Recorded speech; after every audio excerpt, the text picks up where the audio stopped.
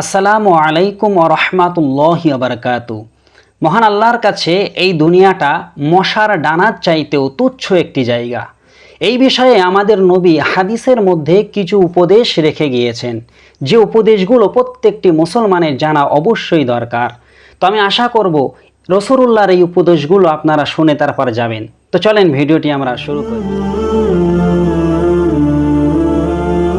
তো মহানবী সাল্লাল্লাহু আলাইহি সাল্লাম তিনি হাদিসের মধ্যে জানিয়ে দিয়েছেন, নি'মাতানি মাগবুনুন ফিহিমা কাসীরুন মিনান নাস আস-সাহহাতু ওয়াল ফারাগু। দুনিয়ার অধিকাংশ মানুষ আমার আল্লাহ পাকের দুটো নিয়ামতের ব্যাপারে ধ্বংসের মধ্যে পড়ে রয়েছে।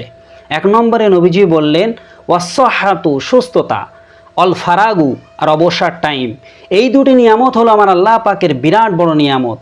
কারণ যে ব্যক্তি আজকে সুস্থ আছে, ওই ব্যক্তি যে কালকে অসুস্থ হয়ে যাবে না, এর কোনো গ্যারান্টি কিন্তু নেই।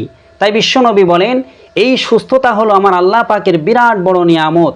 তোমরা যখন সুস্থ থাকো তখন তোমাদের উচিত হবে আল্লাহ পাকের ইবাদত উপাসনা করে নেওয়া। তোমরা যখন অসুস্থ হয়ে যাবে তখন যদি চাইলেও তোমরা আল্লাহর ইবাদত আর করতে পারবে না। ওয়াল ফারাগু, এবং নবীজি 2 নম্বরে বললেন অবসর টাইম। অবসর টাইম এটাও আমার আল্লাহ পাকের বিরাট বড় নিয়ামত। যে ব্যক্তি আজকে ফ্রি আছে, যে ব্যক্তির আজকে হাতে কোনো কাজ নেই, ওই ব্যক্তি যে কালকে ব্যস্ত হয়ে পড়বে না, এর কোনো গ্যারান্টি কিন্তু নেই। তাই বিশ্বনবী বলেন তোমাদের হাতে যখন ফ্রি সময় থাকে, বুদ্ধিমানের কাজ তো এটাই হবে পরকালের জন্য কিছু সঞ্চয় করে নেওয়া, আখেরাতের জন্য কিছু সঞ্চয় করে নেওয়া।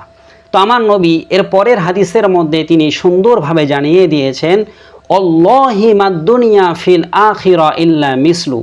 এই দুনিয়া এবং আখিরাতের মধ্যে উদাহরণ হলো, পার্থক্য হলো, মা ইয়াজআলু আহাদুকুম ইসবাআহু ফালিয়াম্মি ফালিয়ানজুর বিমা ইয়ারজিউ।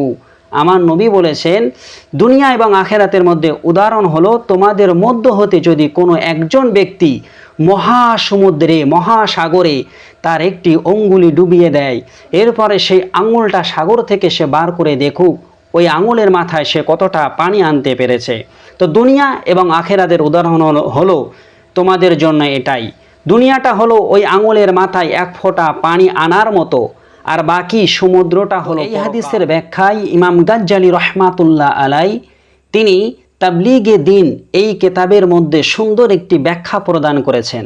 তিনি বলেছেন আল্লাহ পাকের আরশ থেকে নিয়ে এই জমিন পর্যন্ত যে ফাঁকা জায়গাটা রয়েছে, এই জায়গাটার মধ্যে যদি সরিষার দানা দিয়ে ভরিয়ে দেওয়া হয়, আর ওই দানাগুলো থেকে প্রত্যেক বছরে একটি করে পাখি একটি করে দানা খেয়ে ফেলে, তবে একদিন না একদিন এই দানাগুলো ফুরিয়ে যাওয়া সম্ভব। কিন্তু আখেরাতের দুনিয়া, পরকালের দুনিয়া কোনো দিন শেষ হবে না, কোনো দিন এই আখেরাতের দুনিয়া সমাপ্ত হবে না।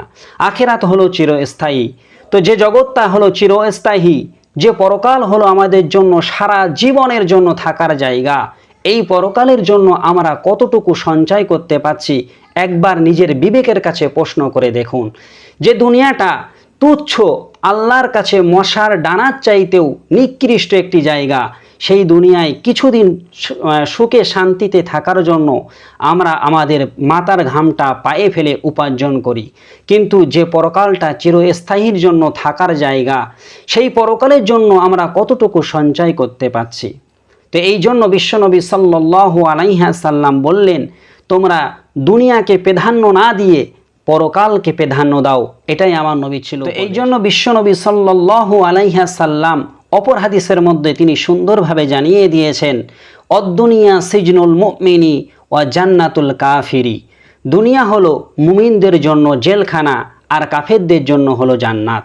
কেননা এই দুনিয়ার মধ্যে মুমিনরা হালাল রিজিক অন্বেষণ করে, তারা আল্লাহ পাকের হুকুম আহকামগুলো মেনে চলে, প্রত্যেকটা কদমে কদমে তারা আল্লাহর হুকুমকে প্রাধান্য দিয়ে চলে। তাই জন্য এই দুনিয়াটা হলো মুমিনদের জন্য জেলখানা। ওয়া জান্নাতুল কাফিরি, আর কাফেরদের জন্য জান্নাত বলার কারণ হলো কাফেররা এই দুনিয়ার বুকে নিজের মন মতো, খুশি মতো, চাহিদা মতো ঘুরে বেড়াতে পারে। যে কোনো পাপ কাজ, তারা খারাপ কাজ, এগুলো তারা অনায়াসে করতে পারে। তাই বিশ্বনবী সাল্লাল্লাহু আলাইহি সাল্লাম বলেছেন দুনিয়াটা হলো কাফেরদের জন্য জান্নাত, আর মুমিনদের জন্য হলো জাহান্নাম। তো সর্বশেষ একটি হাদিসের মধ্যে আমার নবী খুব সুন্দরভাবে তিনি ব্যাখ্যা দিয়ে জানিয়ে দিয়েছেন যে জান্নাতকে ঢেকে রাখা হয়েছে কষ্টের পর্দা দিয়ে, আপাত বিপদের পর্দা দিয়ে, আর জাহান্নামকে ঢেকে রাখা হয়েছে ইচ্ছা আকাঙ্ক্ষার পর্দা দিয়ে। যদি কোনো মানুষ জাহান্নামে যেতে চায়, তার ইচ্ছা মতো সে জাহান্নামের মধ্যে প্রবেশ করতে পারে, এর জন্য তার কোনো কষ্ট করা লাগে না, কোনো কাজ করা লাগে না। কিন্তু যদি কোনো মানুষ আমার আল্লাহ পাকের জান্নাতের মধ্যে যেতে চায়, অবশ্যই এই দুনিয়ার বুকে তাকে কষ্ট করতে হবে। ওই ব্যক্তির উপরে আমার আল্লাহ পাক রব্বুল আলামিন আপাত বিপদ দিয়ে ওই ব্যক্তিকে পরীক্ষা করবেন। আল্লাহ পাকের পরীক্ষায় যদি কোনো মুমিন বান্দা উত্তীর্ণ হতে পারে, পাশ করতে পারে, অবশ্যই আমার আল্লাহ পাক রব্বুল আলামিন ওই মুমিন বান্দাকে জান্নাত প্রদান করবেন। তো এই ছিল পরকাল সম্পর্কে কিছু উপদেশ বিশ্বনবী সাল্লাল্লাহু আলাইহি সাল্লাম যেটা আমাদের জন্য দিয়েছেন। তো যদি এই কথাগুলো জেনে আপনাদের কোনো উপকার হয় বা ভালো লাগে, অবশ্যই ভিডিওতে একটি লাইক করবেন। আর এই চ্যানেলে নতুন হলে অবশ্যই চ্যানেলটাকে সাবস্ক্রাইব করে আমাদের সঙ্গে থাকবেন। ইনশাল্লাহ অন্য কোনো দিন আপনাদের সঙ্গে আবার দেখা হবে। আসসালামু আলাইকুম ওয়া রাহমাতুল্লাহি ওয়া বারাকাতুহু।